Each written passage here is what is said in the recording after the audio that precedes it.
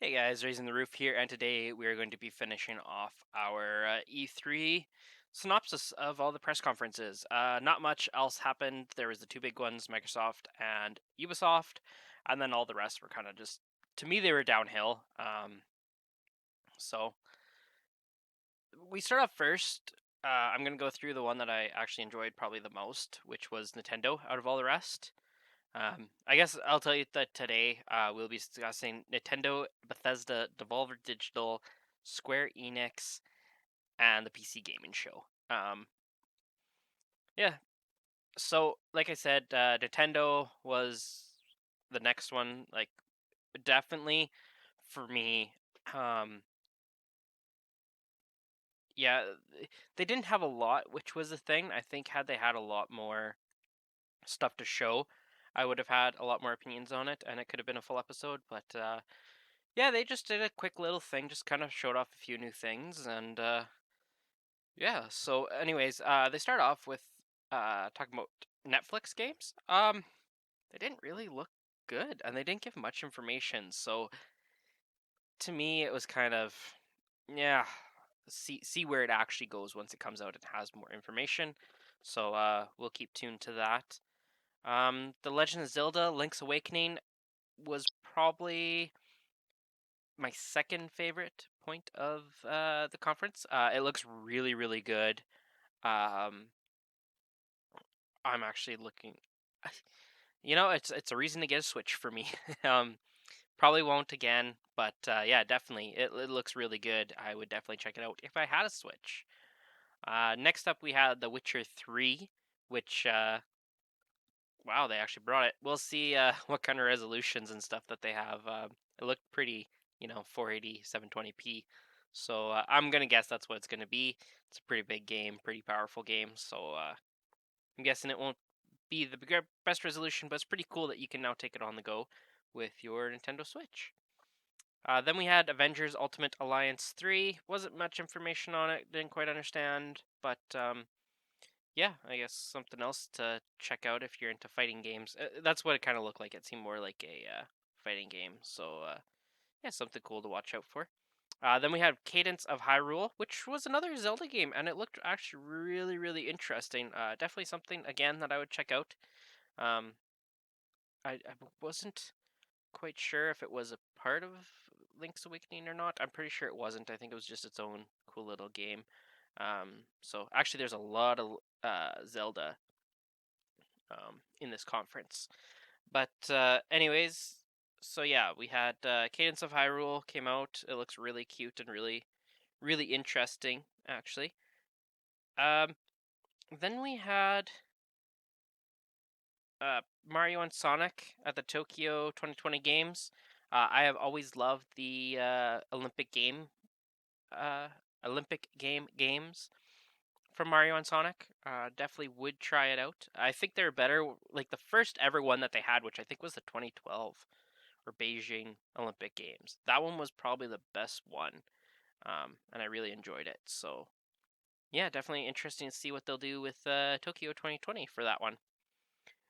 Then they had Animal Crossing New Horizons. Definitely looking forward to that one. I absolutely love Animal Crossing, Harvest Moon, Stardew Valley, all that those kind of games. My absolute favorite games. I've been playing Stardew Valley recently, and yeah, definitely want to get back into Animal Crossing as well. I got it on the DS, so I want to get into that again. Then they had a montage of announced games, so like Super Mario Maker 2 was a big one, and yeah, that one comes out right away here. Then they announced that Banjo and Kazooie will be coming as DLC to Super Smash Bros. That one is pretty cool. I again, there's some pretty cool Switch things. Probably won't be getting one anyways, but if I did have one, I would definitely be getting Super Smash Bros. And Banjo Kazooie DLC because I absolutely love Banjo and Kazooie. Then we had a Breath of the Wild sequel was not really announced, but just teased. So looking forward to see where that one's going to go. I've watched playthroughs of Breath of the Wild and it's a sweet game and I can't wait to see what they do with the sequel. So yeah, we'll have to see what happens.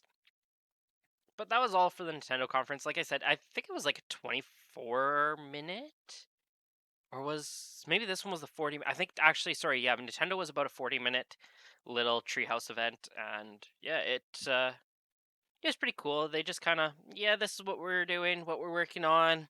We just want to have something to show, and yeah, they showed us some pretty cool things. They were definitely not like, well, let's get pumped for these. These are just the cool little things that were going on.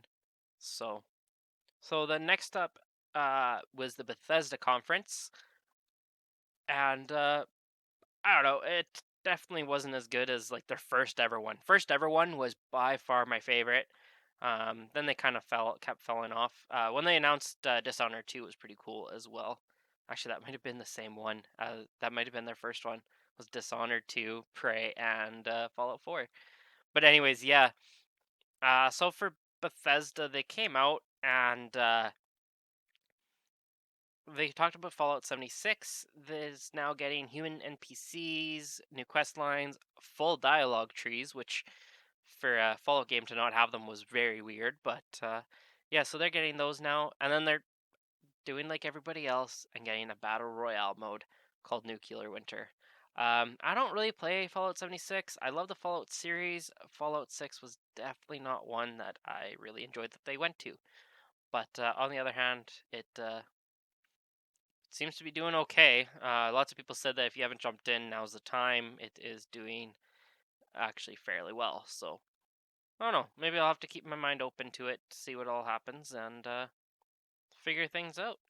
I probably won't though. I don't have enough time. Jeez, there's a lot of games, but not enough time, right? And Fallout 76 is one of those that can take a lot of time up.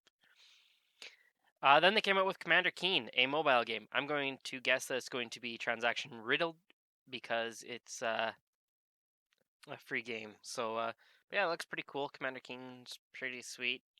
We'll just have to keep an eye out for that one. I think that it's almost in public testing, but that is about it.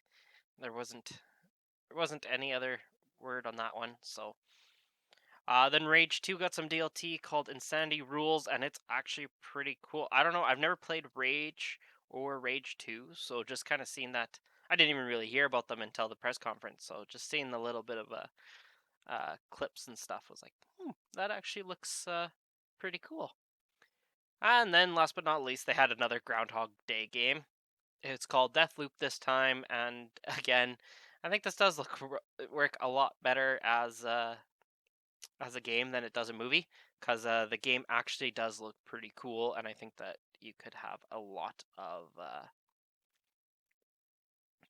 potential with it, because there's a whole lot more options than you can with a movie, right? A movie's kind of stuck in one storyline, whereas a game you can have a whole bunch of branching storylines, have different endings for different people, which always makes it more interesting and intriguing, right? So yeah, I think it will be okay. It just this was the year of Groundhog Day games.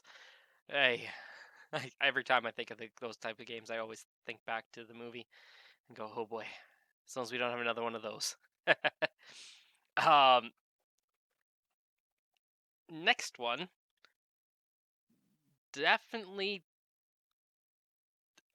I don't know. No, we're gonna go to Square Enix. We're gonna go away from the order. I'm going to go from best to worst.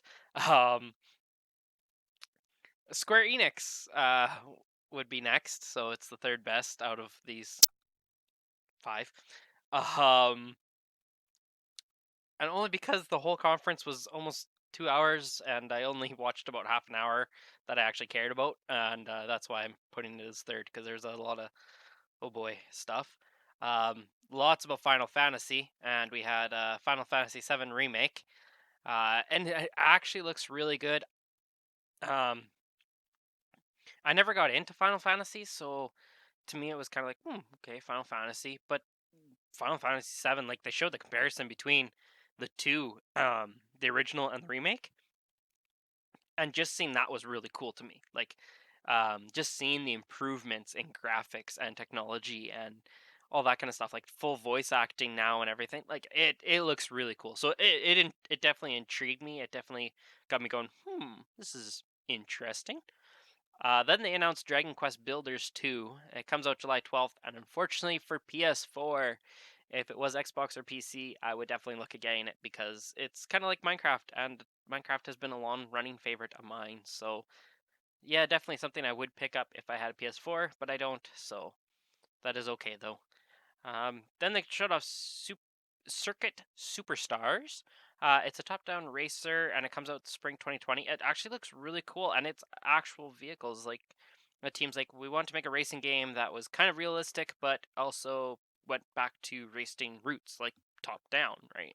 So on actual courses and everything. So yeah, I thought that was pretty cool. That could be a game to watch. Like I love racers, as you guys know. Any kind of racer, love just putting on music, sitting back, relaxing, watching a video, and just playing a racing game. I love doing that. So definitely, like I said, another one to watch for and see how good they actually pull it off. Square Enix did something really cool that I really actually enjoy, and it's that their music is now available on streaming services. So I've been actually listening to the Kingdom Hearts, some of the Kingdom Hearts stuff. Or there's not much on there, but there's a little bit, and so that's kind of what I was listening to the other day, and that's on Apple Music. I mean, it's available to everything like Google Play Store, Spotify. I know for sure. I can't remember. There's like 10 or 12 of different streaming services. I'm like, oh, I didn't even realize that there was that many. So yeah, so their music is now on those streaming services, and I thought that was really cool because people absolutely love their video game music, and like, hey, I enjoy listening to it sometimes too. And yeah, so that was really cool because I pay for that service instead of doing their own. They went, hey, people already pay for this. Let's let them grab it. And yeah, that was really cool. And I've been enjoying that feature, that's for sure. Um, this next one made me realize that I haven't actually played it. Kingdom Hearts 3 has new DLC. They definitely need better trailers, though. I did not understand the trailer. I did not understand what's happening. Oh, I don't know. Maybe I had to play the game in order to understand it, but yeah, definitely needs a little bit better of telling what's going on.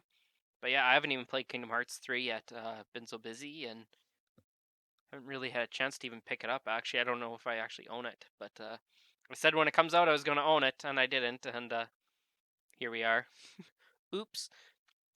But yeah, and then they showed off a little bit Dying Light 2, just a little bit of the teaser trailer. So I forgot that Square Enix does stuff on that one, but they do, I guess. So, and then the coolest part of the Square Enix concert, or Square Enix concert, the Square Enix press conference, which almost put it ahead of Bethesda, but it was just too long for me. But the Avengers game was announced, and me being a huge Marvel fan, um, was really excited. Especially they announced that it would have 4-player co-op, regular free updates, and they would also be coming out with more free playable characters. Hawkeye better get a role in a game.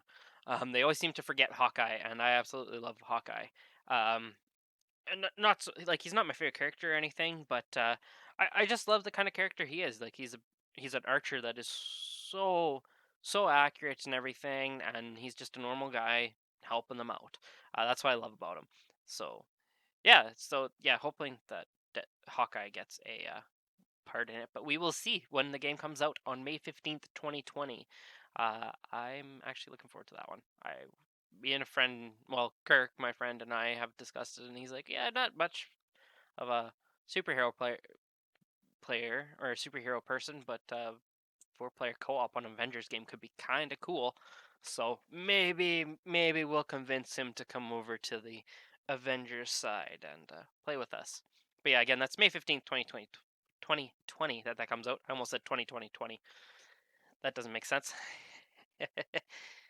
But yeah, that was about it for Square Enix that I really paid attention to. There's a lot more Final Fantasy and JRPGs that were all announced and everything, but I'm just not into those, so I didn't really pay attention to them. Then for second last, we had the PC gaming show. They showed off Evil Genius 2, which looks really cool. I never played Evil Genius and never really even heard about it. And then just when they had the show, I was like, oh, this actually looks really cool. So I'm going to look for or keep watching for that one. Then they had Starmancer, which is a dwarf fortress in space. I loved Dwarf Fortress. And yeah, I'm gonna have to keep an eye on that one and see if they keep it kind of like that or if they wreck it. Who knows what they'll do, but yeah, I'm definitely going to keep my eye on that one. Then my favorite part is Planet Zoo. Oh, I love Zoo Tycoon. I played it in my friend's how like my friend had it. I didn't really have a computer, so I just had to like play it when I went over to my friend's house and stuff. And I played so much Zoo Tycoon at his place that when Planet Zoo was announced, seeing Planet Coaster and Roller Coaster Tycoon, and now Zoo Tycoon and Planet Zoo, I'm looking so forward to Planet Zoo. It just when I saw it, I was like glued to the screen, going, "Yes! Oh, they finally did it! I am so happy." That was exactly my reaction to it. So, November 5th of 2019. So that is coming out in a couple months here. That is in 5 months. So in 5 months, that will be coming out. Almost four, because at the time of recording this, it's the last day of June. So happy Canada Day tomorrow. Anyways, um, yeah. So Planet Zoo, November 5th, 2019. Looking forward to that one.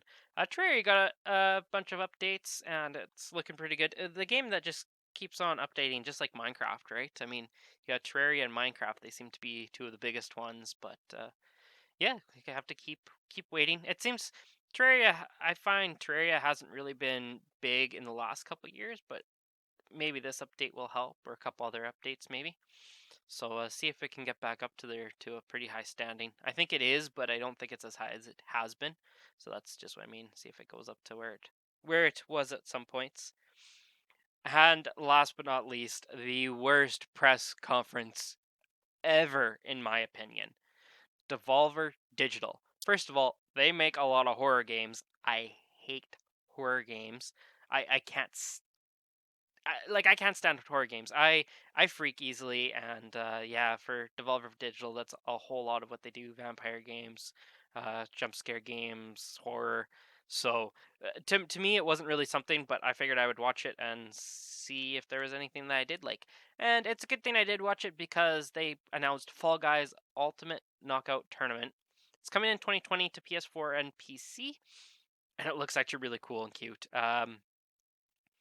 We'll have to you'll be able to see like a picture kind of what it is on the screen here, but yeah, it looks really cool and funny, and I'm definitely going to try it because yeah, it looks really cute.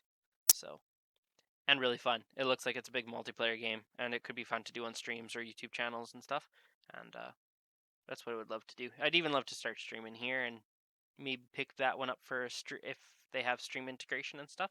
I think that would be really cool to do. Next up, what? Well, that was it.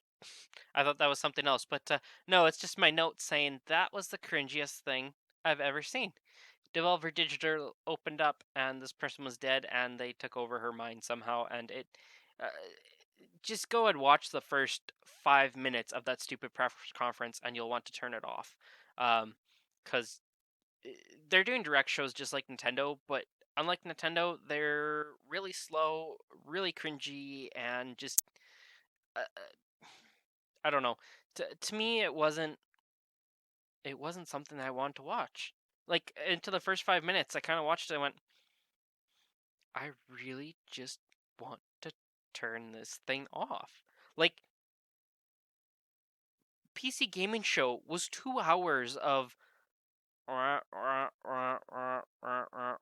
like just monotonous talking, and the people were kind of crazy, but it kept it going. They kept moving on.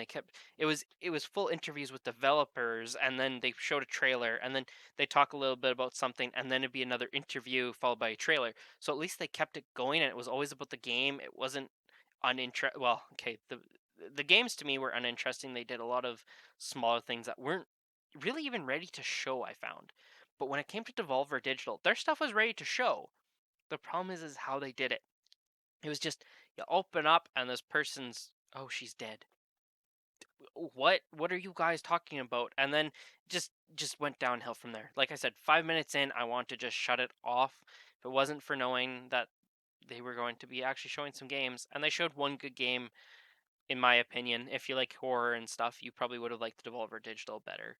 But no, like I said in previous videos, these are just my favorite games that I saw at these press conferences. They're the ones that I can actually talk about and keep talking about. I'm just not going to go, yeah, they announced, well, let's go Square Enix for example. I'm not going to be able to say their names, but they announced Final Fantasy 15 stuff. They announced another JRPG. They announced another JRPG. They announced a fighting game, and then they announced another fighting game, and then they announced another JRPG. To me, that's boring, and that is why I've done this video just on my opinions on the games that I enjoyed looking at, I have interest in, and would consider picking up. So yeah, thanks for joining me, guys. Thanks for watching my three-part series. Um, I kind of want to do a fourth part. Um, it's definitely going to be these three parts saying like what I enjoyed about the press conferences and everything. But I wouldn't mind making a fourth part and just saying like, hey, Microsoft did this right.